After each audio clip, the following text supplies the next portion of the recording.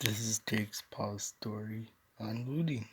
So over the weekend, as I'm sure a lot of you guys probably saw, I became the number one trending topic on Twitter. People were mad at me because they assumed that me and my friends were looting, vandalizing, and breaking down storefronts. And that's the way it looked on camera. However, that isn't the case, and there's a lot more to not only that story, but there's tons of other issues and things that we need to address about what's going on with America right now. I just want to dive in immediately to say what happened to George Floyd isn't okay and there needs to be change. There's no room in America for police brutality and racism. The fact that people still have a mindset to treat other people differently based on their skin color is absurd. And as someone who is a believer in change and making change and someone who wants to take action, I've always tried to use my platform to raise awareness for things that I believe in. It personally upsets me when people have the power to make a difference and they don't. It's easy to just post something on social media, which I've done.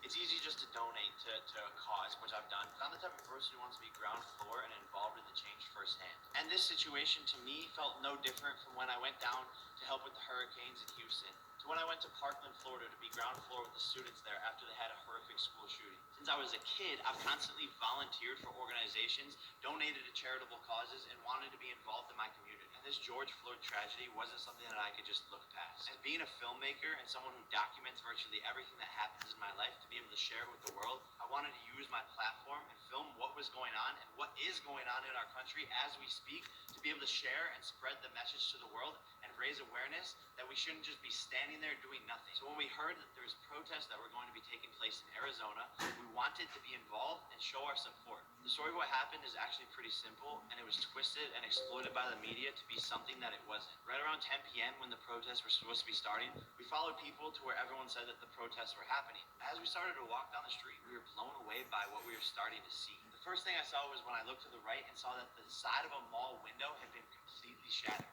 Then as we kept on going, we noticed that all of the buildings in the whole entire area, the glass was completely shattered. Quite frankly, I was in shock and didn't know what to make of the situation. But we kept on walking because we still hadn't seen where people were protesting. We still wanted to be involved. We got to a street that seemed to be the center of where everything was going on. And that's when I saw probably 80 cops standing shoulder to shoulder, just like looking out into the crowd. As I was approaching, more people were gathering the protest, and about 200 yards down the street from me was an Apple store that was getting completely ransacked. I saw dozens of people breaking down the glass, running into the store, grabbing whatever they could, and leaving. The battalion of cops was in between me and the Apple store. And as I started to walk down the street more, all of a sudden out of nowhere I hear a boom and see this thing flying in the air at my feet. It lands 2 feet away from me, explodes, and like this big gas cloud comes, hits me in the side of the face. I start choking, coughing, running backwards, and was completely in shock at what the fuck had just happened. Here I am, just a person walking down the street, and all of a sudden I'm getting tear gas shot at me. This is when I got pissed the fuck. This must just be a small fraction of what people are facing on a day-to-day basis with police. As I started to retreat, there was 3 more canisters of tear gas shot at me and the group of people around us. At that point in time, not only was I pissed, not only was I in shock, and not able to really see because my eyes were fucked up. But I just didn't know what the fuck to do, and I was documenting the whole entire thing. At that point in time, some of the strangers around us got pissed off as well and started throwing rocks and started throwing the tear gas back at the cops. Adrenaline still pumping, not knowing what the fuck is going on. I remove myself from that situation and go across the street. This is where I find about 15 people breaking down the front of a P.F. Chang's store. And this is one of the most absurd things I have ever seen in my fucking life. Some kid came up to me and asked me if I needed a first aid kit and offered me milk to pour into my eyes to help with the tear gas. Another girl's breaking down the front of the store. People are inside of it, trashing it, stealing stuff from the inside. Meanwhile, throughout this chaos, half the group that we were with got separated and we were trying to locate them and find them. During all this confusion, chaos, sensory overload, sirens, things exploding, someone comes up to me while I'm filming, just hands me something. I didn't even know what it was at the time, to later find out that someone handed me a bottle of vodka. For what reason, I don't know. Seconds later, I set the bottle on the ground, still not even knowing what it is, and I continue to document what the fuck was going on. At that point in time, we decided to remove ourselves from the chaos and make our way back towards our car to go home. However, the police had dozens and dozens of officers on each street corner, blocking off certain streets and not allowing people to go down certain areas. After about a half a mile of walking, we see another battalion of cops and decide to go right, away from them and towards the mall. As we approach the mall, I see one of the most absurd things I've ever seen in my life. Hundreds of people running in and outside of the mall with bags, stealing everything inside of the mall. In hindsight, everything's 2020, and we shouldn't have been anywhere near what was going on. We should have removed ourselves from the situation. witness it for myself. And that's where I made the poor decision to go inside of the mall. And at the time, my mindset was that I wanted to document this experience because I've never seen anything like it in my life, and I don't know if anything will ever happen like this again in our lifetime.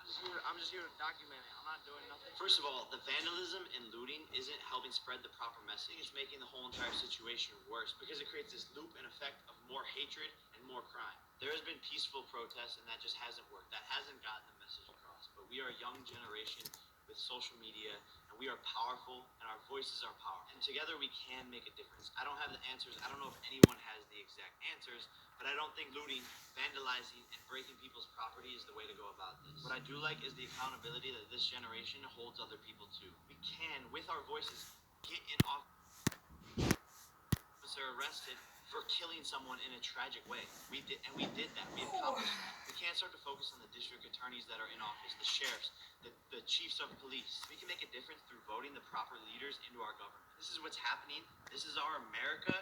And right now is not the time to attack each other. Right now it's time to evolve and make change as a unit. And all those businesses who are being vandalized and broken into, who were just holding on by a thread because they already didn't have enough money to pay their employees because of coronavirus and quarantine, are now even more in ruins because of the vandalism that they have to deal with now. There was an old handicapped grandma crying on the news because her local grocery store was completely ransacked and it's the only one in the area and she couldn't get any food. How does the destruction of property help this situation? And what does it look like for our communities to be able to come back and have to rebuild from all of this? That's why the situation was so upsetting for me to wake up, #1 trending on Twitter, of people accusing me of vandalizing and looting and stealing. I'm above that. I don't need to vandalize, I don't need to loot, and I know it's not the way forward. However, I don't regret, and I will continue to document things that I think need to be shared with America. If along that process people want to accuse me of things that circumstances that I shouldn't put myself in, and I have learned from this situation, and I will continue to become a better person. All you can do when you make mistakes as a human is get better from them. But don't let your mistakes define you. I end this video challenging you guys to get involved, have a voice, donate, don't just sit there, make change. No one necessarily